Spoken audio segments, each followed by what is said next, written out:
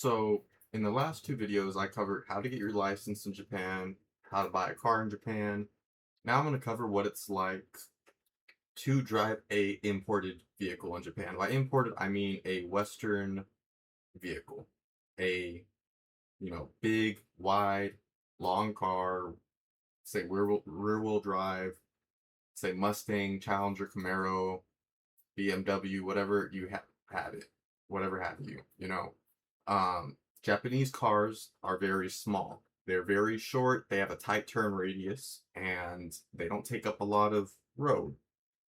Because of that, having a imported car in Japan is not impossible and not, you know, you can't go certain areas, can't go certain ways, but it is hard and it is a pain sometimes. I have a 2013 Mustang. Um, if you're watching this video, I'm sure you probably are interested in getting something similar, like Challenger, Charger, Camaro, whatever. Um, so this video is mainly for y'all guys. I have a 2013 Mustang, and I can drive public roads, no problem.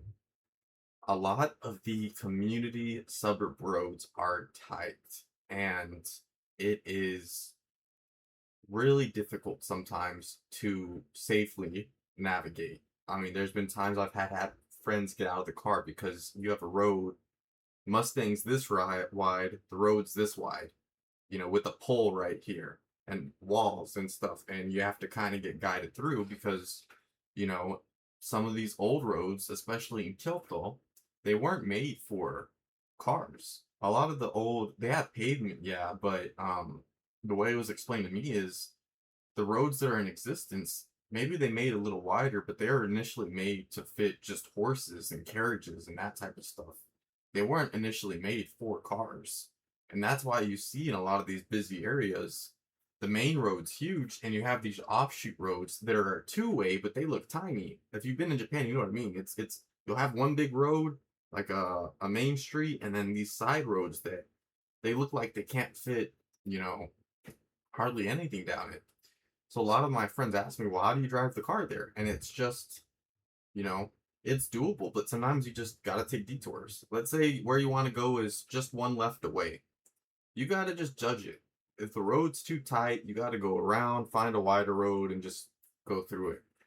Um, but it is possible. It is fun. It's still exciting, and it's unique to own a Western car in Japan. I mean, even they're rare here. Having a Mustang, Camaro, Charger, Challenger, whatever here is like having a GTR in the US, you know? So, I mean, it's still fun, it's exciting, it's always an enjoyable experience. Um, a couple things to watch out for is just cyclists here and people walking here. They're everywhere, and they don't pay. Everyone in Japan, the way I explain it is everyone's in their own world. Everyone's so used to walking, so used to being on a bicycle. Everyone's just on autopilot. Um, and this isn't in a bad way or a rude way, but everyone, foreigners included, it's like an NPC. Everyone's just moving in a set direction to the train station, to a bus stop, to whatever.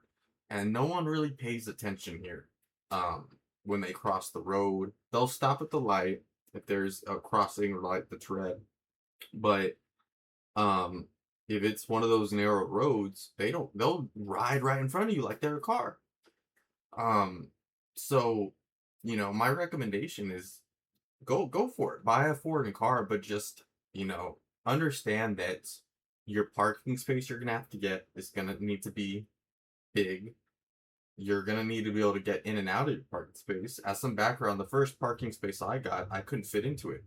I got the car, I got home, and it was too small. The road was too small. I misjudged it because it had been so long since I measured it, it measured out right, but once it actually got here, I was like, I'm not doing this every day. It fit, but not without someone guiding me in. So, just keep in mind, even if you measure it out right, even if, the dimensions are good, think about opening the door, your mirrors. If you can drive through that road comfortably without having to have someone get out and check, or you get out and check and stick your head out the window and see, Because if you're gonna be coming and going a lot, you don't want to deal with that every day, right? You want to just go, leave home comfortably, drive around comfortably, and that type of stuff.